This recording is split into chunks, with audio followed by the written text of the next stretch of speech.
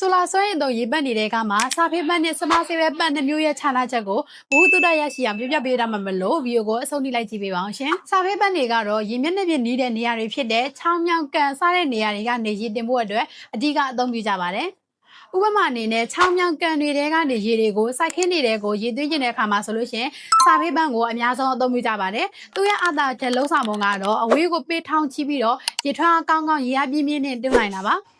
နောက်တစ်ခုကတော့စမဆေးပဲပတ်မှာဒီစမဆေးပဲပတ်တွေကတော့ရေရိတ်ကိုပေရနဲ့ချီပြီးတော့နှက်တဲ့တွင်းတွေရေရိတ်ဝေးတဲ့တွင်းတွေကနေရေဆုပ်ချင်တဲ့အခါမှာဆိုလို့ရှိရင်အများဆုံးအသုံးပြုကြပါတယ်အမြင့်ကိုပေရနဲ့ချီပြီးတော့တင်ကျင်တာပဲဖြစ်ဖြစ်ပေရနဲ့ချီပြီးတော့နှက်တဲ့တွင်းတွေကနေရေဆုပ်ချင်တာပဲဖြစ်ဖြစ်ဒီစမဆေးပဲပတ်ကိုအသုံးပြုလို့ရပါတယ်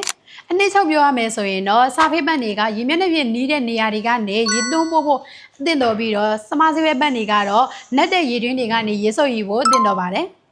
စာဖေးပတ်မဲ့ဖြစ်ဖြစ်စမသေးပဲပတ်မဲ့ဖြစ်ဖြစ်ပတ်ရဲ့ site တွေမြေကောင်ရည်တွေမီတာဟက်အမျိုးမျိုးကွဲပြားကြတာမလို့ရှေ့ဗီဒီယိုမှာပြောခဲ့တယ်လို့မျိုးလူချင်းမင်းတို့အသုံးပြုမဲ့တွင်းရဲ့အခြေအနေအသုံးပြုမဲ့အနေအထားတွေကိုသိထားဖို့တော့လိုပါမယ်။ကဲအခုဆိုရင်တော့စာဖေးပတ်နဲ့စမသေးပဲပတ်ရဲ့အကြောင်းကိုအများကြီးမဟုတ်ဘူးဆိုရင်တော့မှအကြမ်းပြလောက်တော့နားလည်တော့မယ်လို့မျှော်လင့်ပါတယ်။နောက်လည်းအခုလိုဆိုလာရေပတ်စနစ်တွေဆိုလာစနစ်တွေနဲ့ပတ်သက်ပြီးတော့ဘူးတုဒ္ဒရရှိအောင်အမြဲမျှဝေပေးသွားမှာမလို့ညီမတို့ရဲ့ Universal Solar မြန်မာ page ကို like and follow လုပ်ထားဖို့မမေ့ပါနဲ့နော်။လူချင်းမင်းတို့အနေနဲ့ solar နဲ့ပတ်သက်ပြီးတော့သိချင်တာများရှိလို့ရှိရင်လည်းကွန်မန့်မှာမေးခဲ့လို့ရပါတယ်ရှင်။